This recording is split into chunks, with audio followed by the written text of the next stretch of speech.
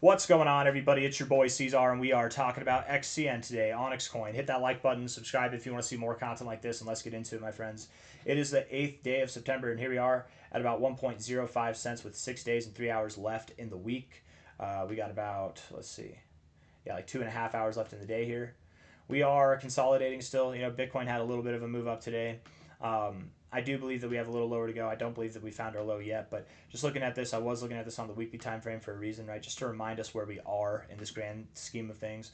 From a high here to when we started to show life, that took about 34 weeks. From a high here to when we started to show life, I mean, we're not showing life yet, but it's been 33 weeks. I would assume that soon enough we're going to find some support and we're going to be moving up, but I think that we have a little bit lower to go. We got some big things coming up next week. We got the FOMC meeting happening. A couple weeks after that, we have Goliath Mainnet coming on. So there's some bullish things going on for all of crypto and bullish things going on for OnyxCoin. By the end of this month, we should have some exciting stuff happening. So I really would be surprised if we didn't see some kind of life here very, very soon. This is not a pump and dump, right? Whenever you pump and dump, it's like, I mean, we don't really even have a good example of this, but it's like this, right? You pump and then you dump.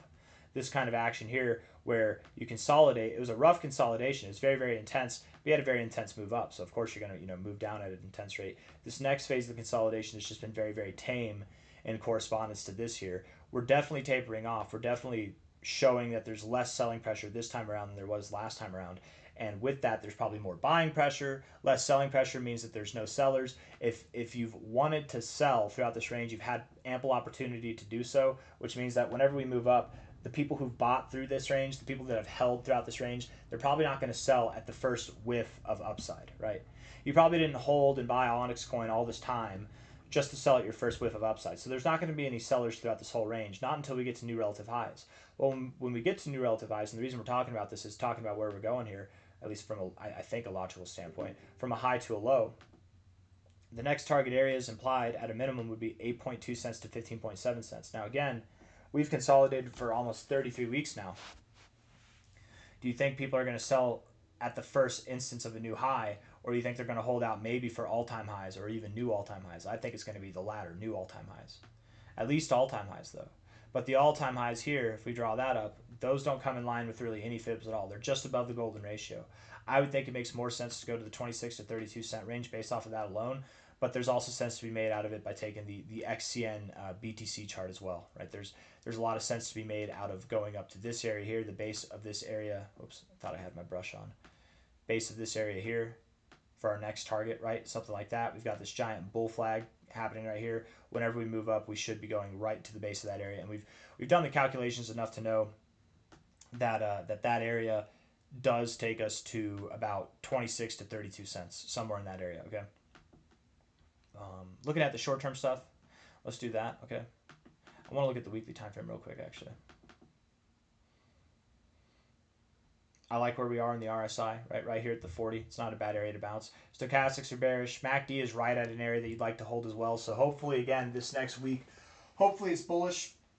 If not bullish, at least not too bearish. But I would think that by the and if next week isn't bullish, it's not a problem. But just something soon where we don't get across on a weekly scale below the zero, because if we do that, then we're really in trouble. We don't want to do that. We want the MACD to stay above the zero, or at least bounce off of that area. It can go a little bit below.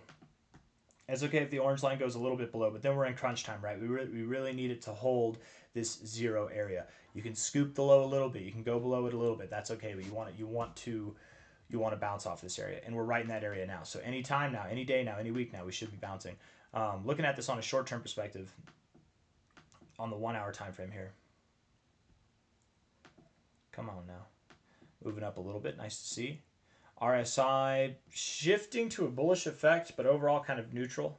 Stochastics look bullish here, not going to lie. And the MACD looks, it's neutral. Who cares? I'm not really too jazzed up about the MACD there.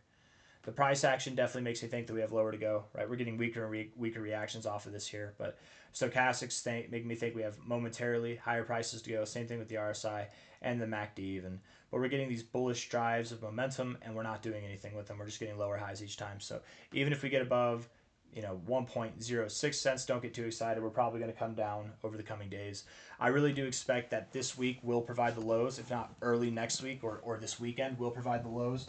And then we should be moving up going into the middle and the end of this month of September, seeing dramatically higher prices, if not at least some kind of steady pacing up to new relative highs, up above 2 cents and beyond.